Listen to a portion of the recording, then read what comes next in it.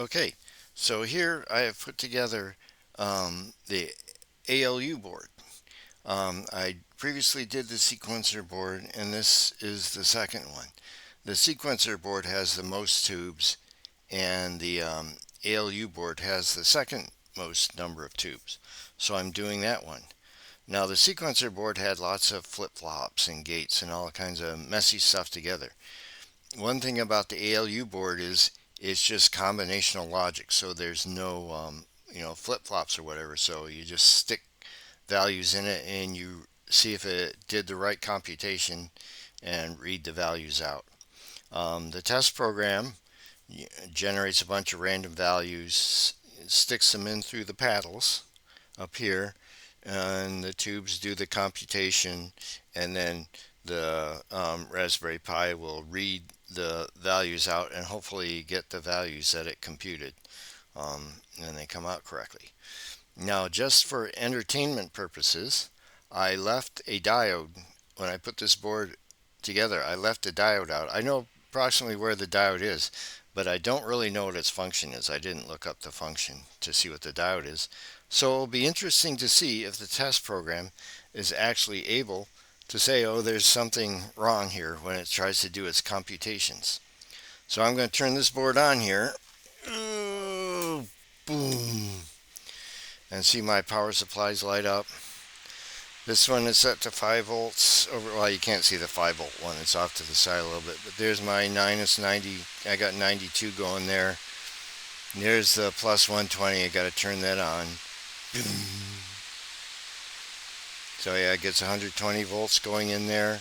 And there are the tubes on the back side here. Of course, the fan, I can see the filaments are lit up.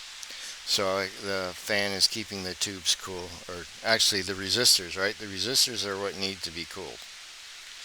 Now, here on this tablet, I have the test program. You probably can't read it all that well, but it's not really necessary to read it. From the video, I can describe what's going on.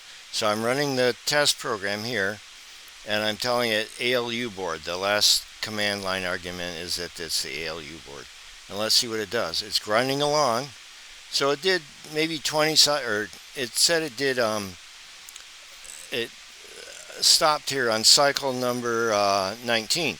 So, it did a few cycles that were okay, and now it's found an error.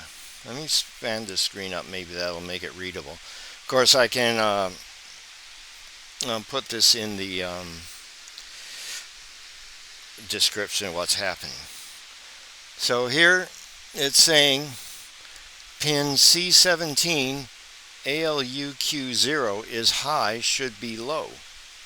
Okay, so the program is explaining here that, it found a bad pin C17 ALUQ0, and down here it's going to say what function it is, what it's trying to do.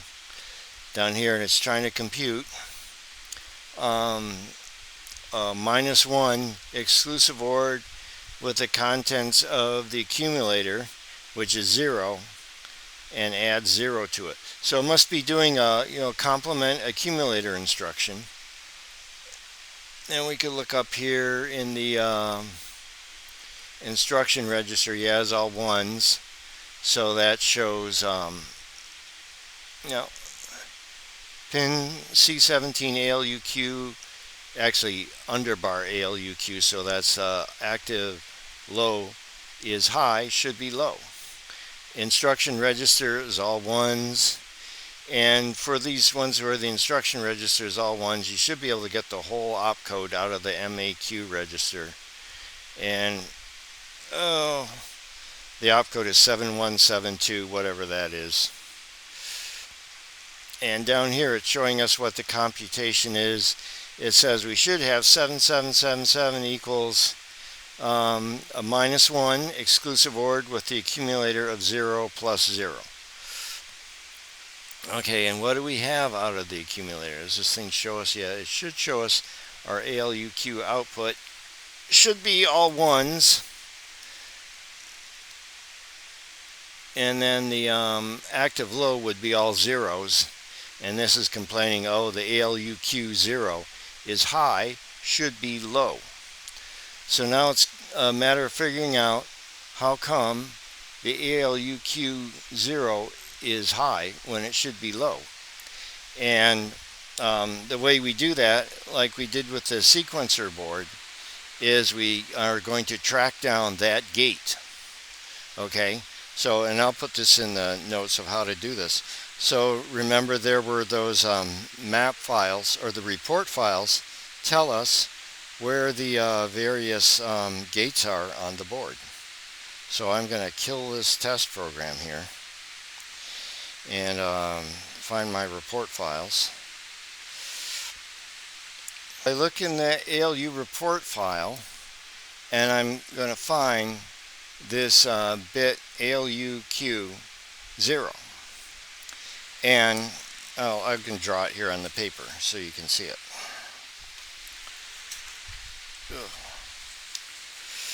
It says it is on J14 ALUQ0 is on J114, which is at location 12.9, 10.1. Well, you lift that up here. ALUQ0 is on J114. It's 12.9 inches over and 10 inches down. So we should be able to measure that with the voltmeter and confirm that it's high when it should be low. So let's see if that statement is true. The test program said it should be high.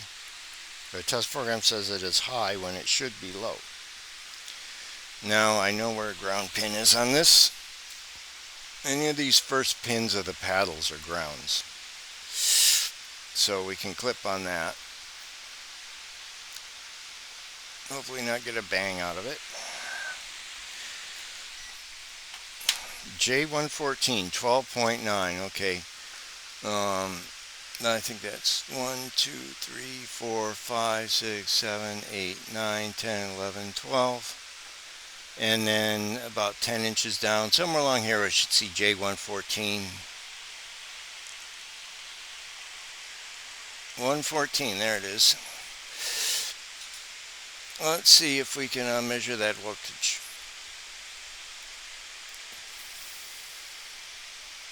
Yeah, I got about 6 volts there. So it is definitely a good solid one. We have 6 volts. Now, so I'll write that down here. I have 6 volts on there. J114, I found it right here, right? So I know that I have ALUQ0. It gives me 6 volts. So there's definitely a 1. Now, the question is, what gate is that? So to find out what the gate looks like, how does this thing compute what ALU0 is? So you go to the modules file, and again I'll show this in the description, if I can find it. And we will look in the ALU source file, edit alu.mod. And we will look for the variable underbar ALUQ.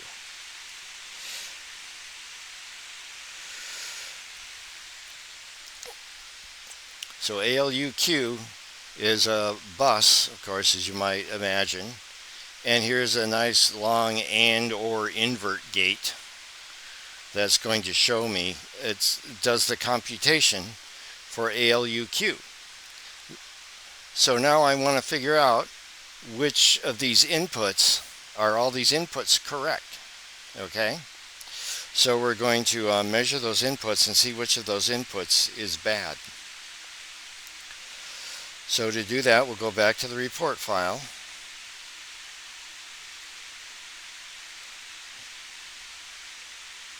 /ALU /report.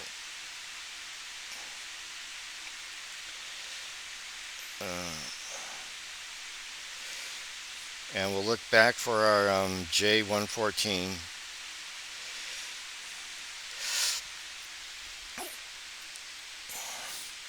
So here's the entry again for that gate, ALUQ, and there's our description of it, right? It shows the output was at 12.9, and again, this is in the description. Now here are all the and or invert inputs that go to that gate. So we can measure these diodes right there and see what we got. Measure the diodes that go with that gate. So I'm going to draw on the paper an and or invert gate that corresponds to that. It's got lots of nice fun and or invert inputs. We'll just draw this out here, a little gate. And I'll put it back there on the screen here in a second. And fortunately it's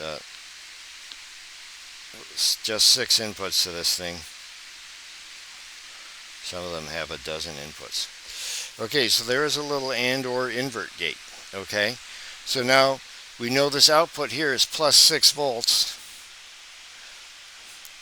And the test program was complaining that that is high when it should be low. Well, it's definitely high. 6 volts is a nice high one. So we're going to have to measure all these gates here and see what the voltages are for each of these gates. And the report program has told us what the diode numbers are and the locations of the diodes. They're going to be right near the where that J114 jack that goes to the tubes are. So we're going to just write down these diode numbers here on the paper so that it's easy to trace. So I'll just correlate these two, and then we'll figure out what's going on here. I don't know, maybe this is where one of the missing diodes is. I don't know, or I mean where that missing diode is. I don't know. Let's see. I'm going to go through this process though. That's the thing. I thought when I was putting this board together, oh, I'm going to put a diode in backwards, but I don't want to unsolder anything if I don't have to, so I just left the diode out.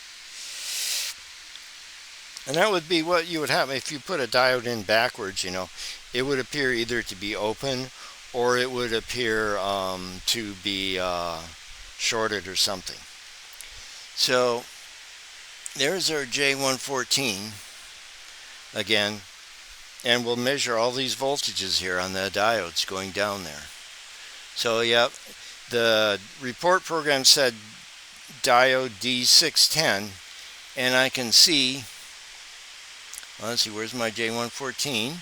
And there's, yep, diode 610. So this thing actually makes sense. And yes, there are 6 diodes there. So we have the 6 diodes that corresponded to the 6 terms in that the equation in our source file. So we should be able to measure these diodes here and then look back at our source file and see which of those values is wrong. Alright? It says some reason this gate is outputting the wrong value. Now I can see looking at this that, yeah, this isn't the one that I left a diode out of. So this isn't the gate that's wrong, but eventually it should lead back to wherever that missing diode is. Okay, so I'll see how hard a problem I made this for myself. Of course, worst comes to worst, I can just visually inspect the board to find it, but we're going to go through the process if we can. So I'm going to measure these diodes one by one, hopefully not short anything out. So the first one says minus 2.7, so that's a nice strong 0. We like nice strong values, so I'll write minus 2.7 down here on my sheet and keep going.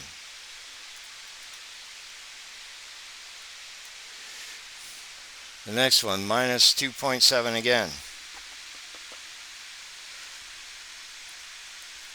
Now I don't know what each of these values are yet. I'll have to go back to the source file to see what each of these signals is for. Or actually in the report file it tells me, so I can look there. But I'm going to measure them all first. Now I get a minus 1.0.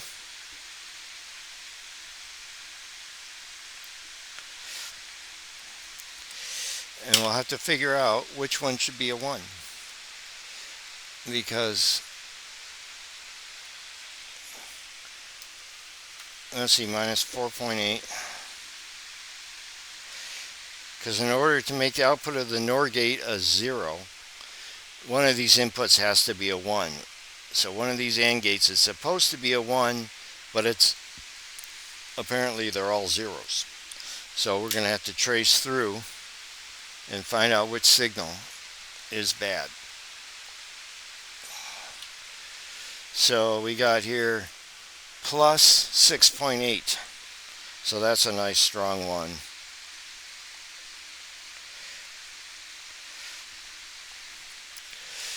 And we'll do the last diode here, the 6th one here on the bottom. Minus 4.8.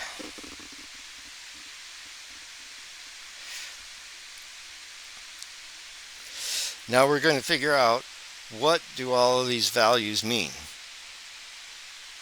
And if we look in our report program here, where it's listing out what the diode numbers are, it says the signal names right over here. And what I remember us doing is we're doing a we're trying to do a complement accumulator instruction, CMA, and we had ALUA. The ALUA input was all 1, so 7777. ALUB was the accumulator, which happened to have all zeros in it. Okay? And we're trying to exclusive OR those two values together. And this here is our ALUQ0. Again, underbar ALUQ0.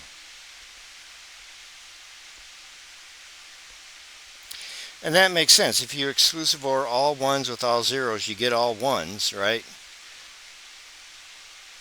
You get all 1s, but we want active low. We want active low here. So we're going to get ALUQ0. We're going to start out, we have ALUA input is all 1s, and it exclusive ORs it with ALUB, which is the accumulator, supposedly all zeros.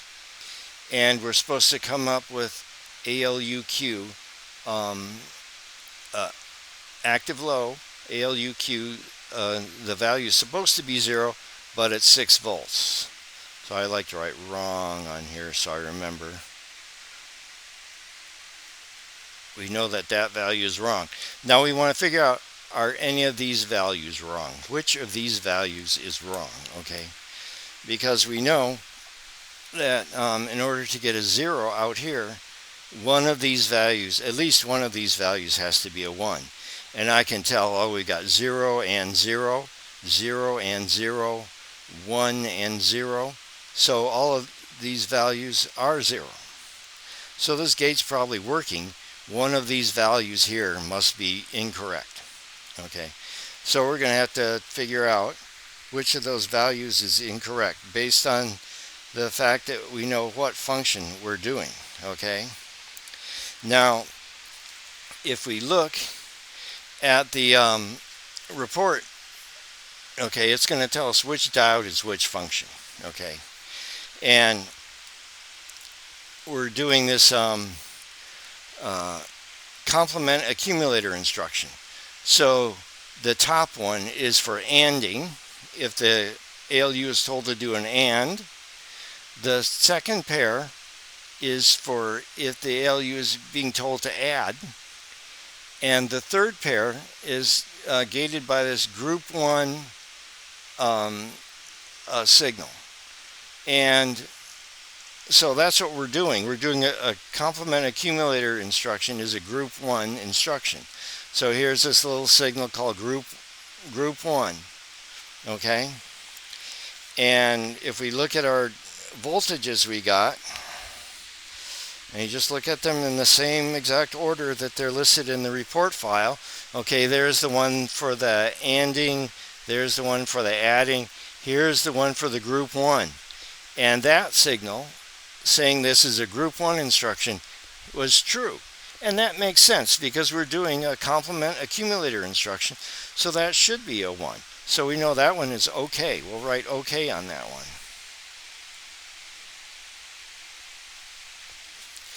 Okay, Now we have a minus 4.8 volts on there, so we got a 0 going into there.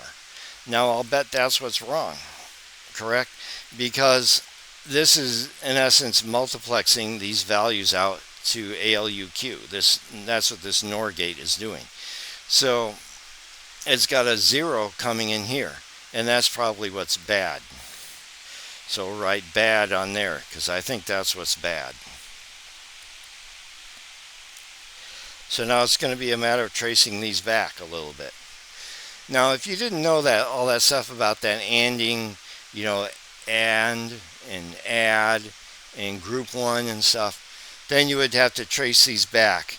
And I suspect these go back to the connectors coming out of the pads, but I'm only going to spend so much time doing this now. This is the important part, though, is just showing how to trace some of these signals through.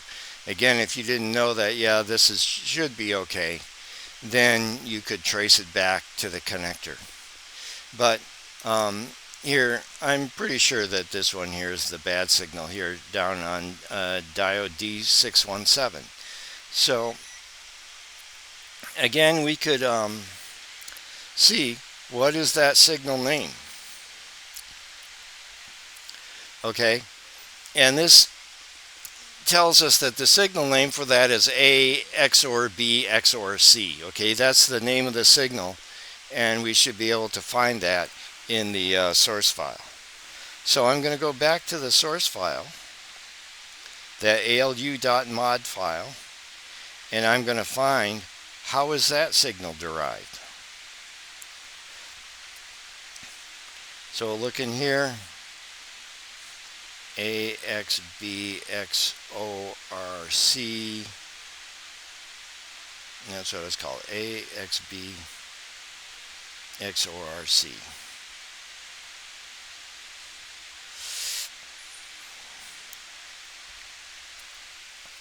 Okay, here's a little equation for that one. Oh, jeez. There was a little equation for that one. There's the equation for that one. AXB XOR C is, blah, blah, blah, blah, blah. So what we're going to do is measure these, find this gate and measure it, okay? So this one here is really two gates. It's got, there's a NOR gate inside there, and then and or invert sort of thing here. But we'll measure A, X, B, X, or C, and we'll find that gate by looking at our report file to find where the X and Y is for that. And we'll measure that voltage, and then we'll measure the voltages going into that gate and see if that gate is defective.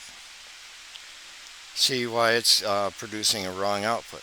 Because it's producing a 0 when it should be producing a 1, because I know from what we're trying to do, we're trying to complement the accumulator, and so when we exclusive OR A with B, and the carry input is 0 because we're not incrementing the accumulator, we're just complementing it. So we should be getting A, X, or B should be a 1, and here we're getting 0 volts, or minus 4.8 volts, which is a 0, a logic 0. And we know that's bad. That's not what we want. So we can tell that that signal is bad. So now we want to find out where is the gate. Where are the diodes for that one. So to do that, we'll look in the report file, the ALU.REP file. That's the report file that tells us where all the gates are. I have to find it on my tablet. Okay. And then I'm going to look for that signal.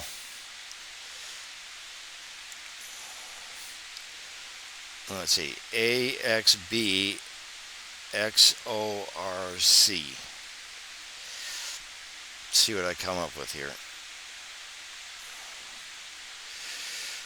There's going to be a lot of them. That signal is going to be all over the place.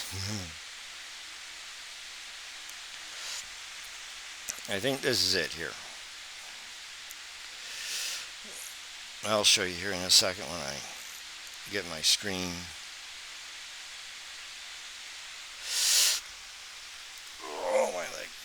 Okay, so this is saying it's bit 0 of the AXB XORC bus, okay, on the ALU circuit board. And the output is on J116. It has two inputs that are exclusive OR. Now that bit actually had two gates in it. And I can see this is one of the inner gates because there was an AND or invert term. Yeah, here's the other one. So it's a little tricky, probably not the best in these report files. But yeah, there's two of these A, X, or R, B, C's. And we can see, okay, it's really J115 because here we have an AND term in there with three inputs. Okay, so we're going to check this gate at J115. We'll get a new sheet of paper here and I'll draw this one out. Try to save this sheet of paper in case we need to go back. It's possible I'm headed down the wrong path, so I want to keep this paper and keep the fan from blowing it away. So we have this new gate here.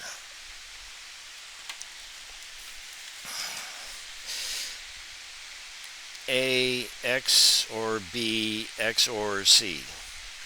Bit 0. And we know it's again another AND or invert sort of thing. One of them didn't have an AND gate and the other one does have an AND gate. It comes out. So we have this situation here for this A, X, B, X, or C signal. We have this AND or invert gate here. The output of this is J115. And I'm going to write the coordinates down. 12.9, 8.6. Okay, so again, I'll put this in the notes. But there's J115, and it's 12.9 inches over, 8.6 inches down from the top. And so we're going to get this, and we're going to measure the voltage here. We suspect this is going to be the minus 4.8 that we had from before, but let's just double check that before we go too far and we're going down the wrong path. So I'm going to check that this, and this should be the minus 4.8. So let's check that. Timed out voltmeter again. Yeah, it still shows 4.8 volts on this diode. Now we have to find J115 is 12.9 inches over, so it's the same column here. And 12.8 inches down. Or 8.6, I mean. And here we can even see little diodes. See how these diodes go? One diode is for this. And then there are two little diodes together for these inputs. So we're going to have to measure these three inputs. Oh, this isn't my missing diode gate, so we got all the diodes in here. So we're going to have to even trace back a little bit more before this one. But we can measure these three voltage. Well, we want to measure the output voltage. Actually, I should not measure the output voltage. I'm sure the trace is in there. Because you measure these output voltages, and I don't know, that might be one of the 120 volt pins in there, and I don't want to short to it. So I'm going to just measure these inputs. I'm going to assume that this is minus 4.8. And if it turns out not to be, well then, you know, we'll have to figure that out. But I'm going to assume that that is minus 4.8.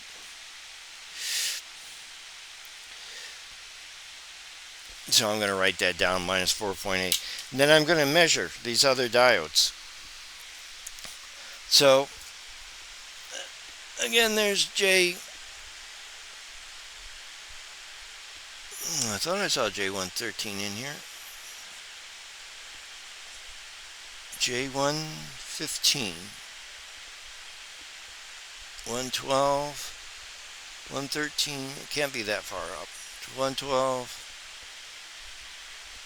114, 115. Yeah, there's 115. Yep, J115. Squint so I can see it. Alright, so let's measure the voltage on the top one. And we get Um, 7.0. So that's a good solid one. Plus 7.0.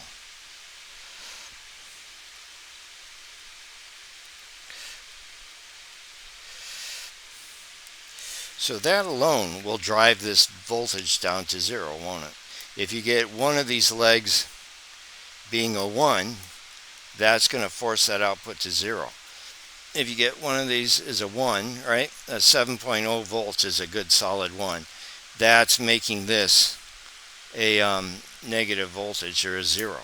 And we know that 0 is wrong, right? RONG, we can write that on here, bad or wrong. Okay, so chances are pretty good this is also wrong. Let's look to see what the name of the signal is. We can look in the report file and see that's that nested gate. That's that internal NOR gate, I can tell, because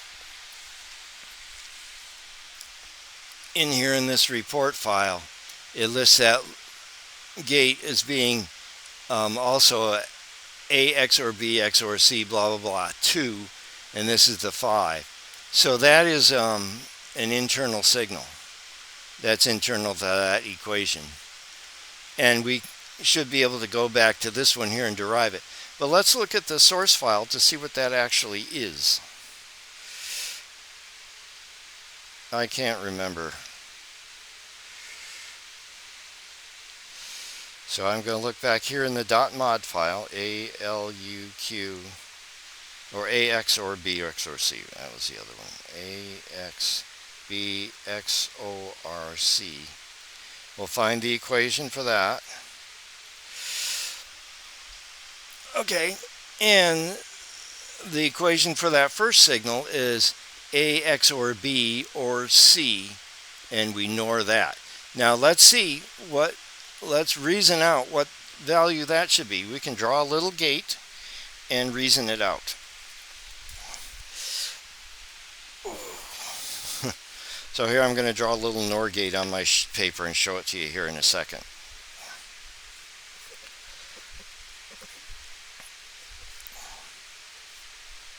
Okay. All right. So here's this second NOR gate, right? And its output is going up here and feeding 7 volts into this guy. So we're going to try to figure out, okay, what are these values and what should they be? We'll try to reason it out a little bit.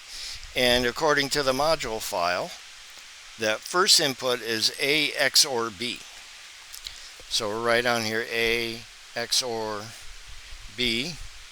And the other put is a carry input. Okay. So A XOR B. Now remember we had the A value to the ALU is a -1 or all ones, okay? And the B value was from the accumulator, which is all 0. The paddles are feeding zeros in for the accumulator, giving us an accumulator value of 0. So that's what the paddles are doing. So A XOR B should be a 1, okay?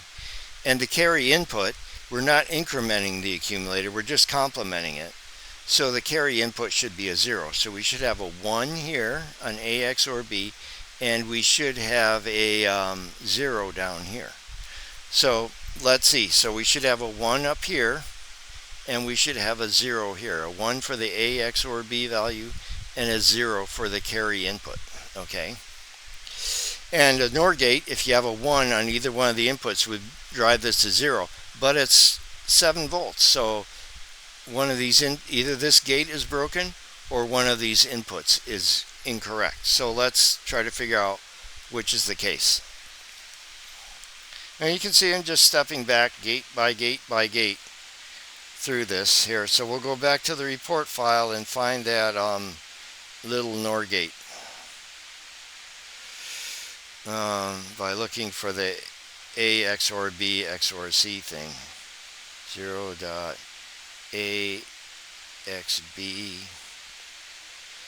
XORC.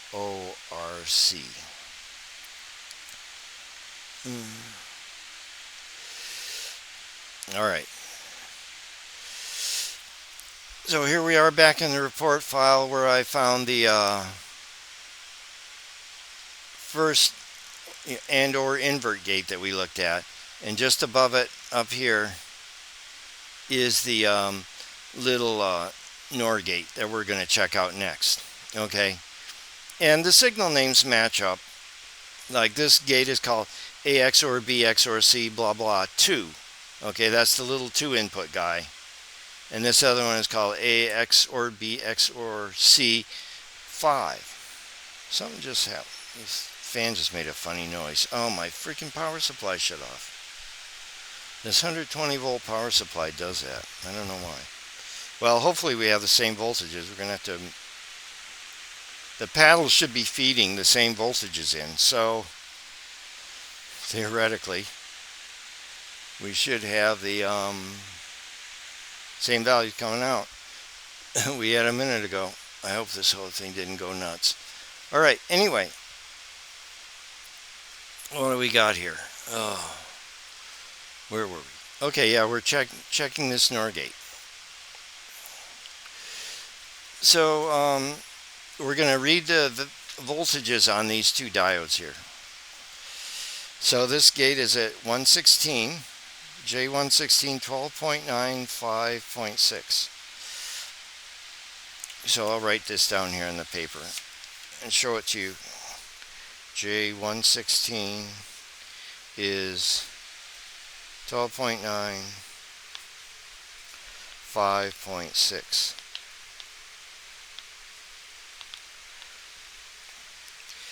And we're going to measure, well, we already know that, okay, so there's the output of that NOR gate. We already know the voltage is 7.0, which is wrong.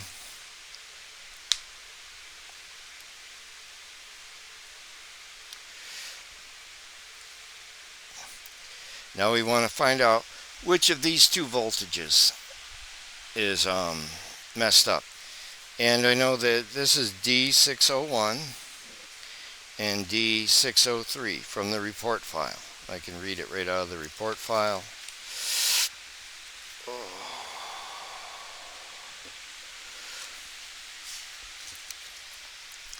The report file is going to show me, oh yeah, D601, D603. And it will give me the signal name here, which should match what we saw in the report file for the modules, A XOR B. And this carry input is from the connectors. So it's being fed by a paddle, and it's increment A XOR B.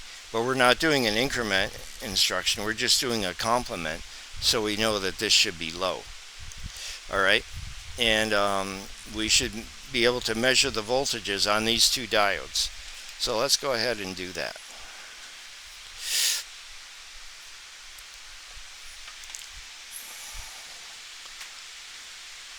Oh yeah, first we gotta find it. We haven't even found the gate yet, have we?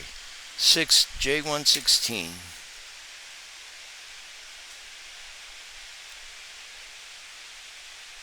I should have my glasses, shouldn't I? 116. Okay, there's J116, and we can see two diodes there. And if the diodes are spaced a little bit apart, that's an OR gate. If they're spaced close together, that's an AND gate. And, you know, ANDs. But if they're spaced apart like that one, then that's a NOR gate. All right, so, because you have to leave room for a resistor in the middle. So let's see, 116. Let's measure those voltages and see what we get. J116, yeah, here they are again. Okay, and make sure the diode numbers are right. Yep, diode 106 and 603. So we got the right gate. Let's see what we got for voltages here.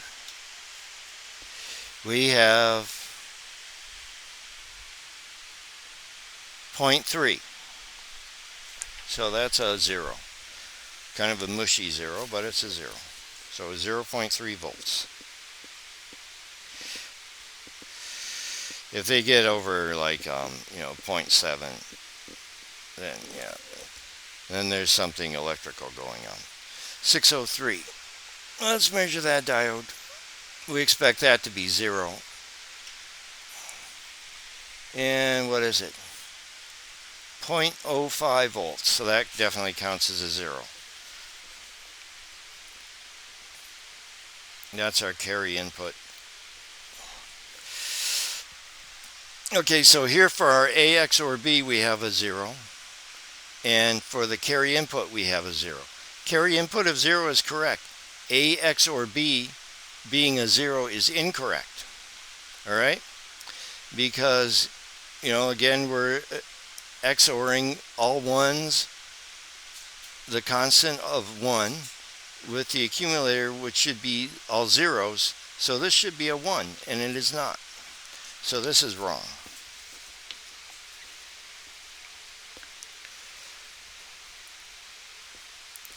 So right on there that is wrong. And now we have to trace this signal back. This is getting to be tedious, isn't it? But you have to do it. I'm going back a few levels in here in this circuit to figure it out.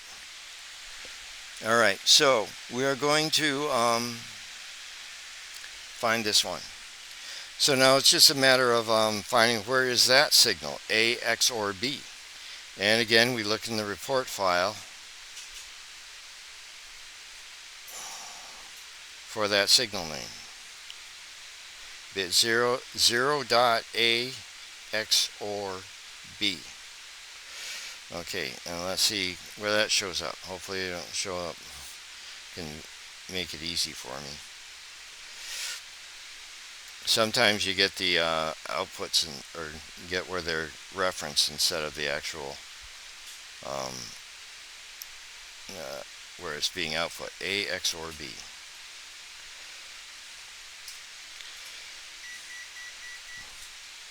0.A XOR B we're going to search for.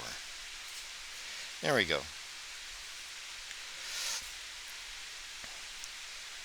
And that is a, well, it doesn't look too bad. It looks like it has a similar gate. It has an AND with an AND or invert gate with a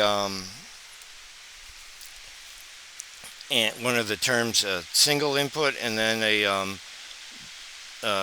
double input, on an AND gate. So we'll draw this gate out here again.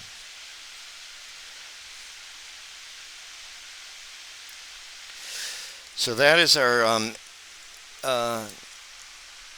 A XOR B. So we'll write A XOR B down here.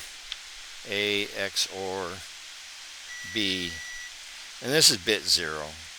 We can write bit 0 on all of these. So A XOR B, bit 0, and this is again in the report file. We can find this, and it says J84. And it's at position 12.9. So all this stuff is in the same column, and I try to keep all the bits, all the circuits that deal with the individual bit in a vertical column. So it goes bit 0, 1, 2, 3, 4, 5, 6, 7, 8, 9, 10, 11. In general, as much as I can fit it. So have all the bit 0 stuff here and all the bit 1, 2, etc. like I just mumbled about.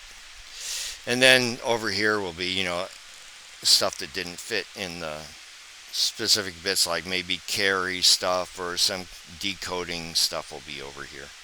But in general, the bits are vertical. So all this bit 0 malarkey is in this column that we've been working on.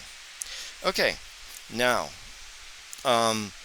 so we know where this is, and we know that the output of this gate is wrong. This output gate is 0.3 volts, and that is wrong.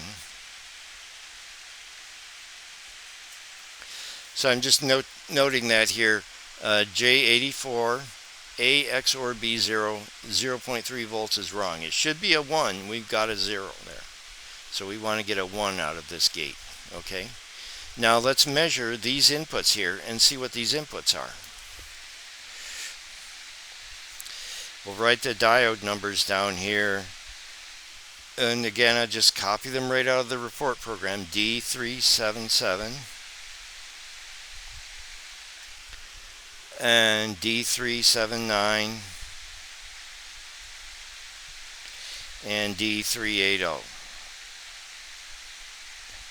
So I'll write the diode numbers down here on my little diagram, and now I'm going to measure these voltages. So I'm going to find J84, and these diodes will be lined up right by it. So let's see what we got here. We'll find J84, and we know it's 12.9 inches over and 7.1. If I had a hard time looking for it, I could just get a ruler out and measure it, but I can see J84 right there. Okay, if I squint, there's J84, and here are, oh look, some idiot left a diode out of there.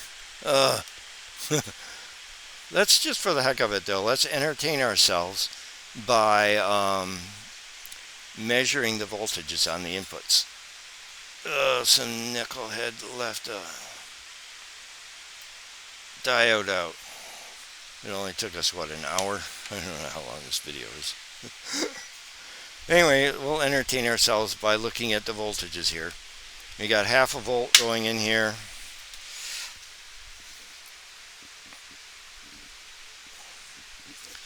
And what is going into the missing diode?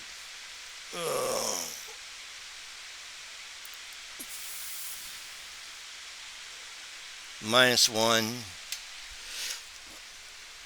1.1. That's a good 0. So we got 0, 0. And this bottom one is probably 0. It doesn't matter actually, because it's an AND gate. Yeah, it's at 2.1 volts. Plus 2.1.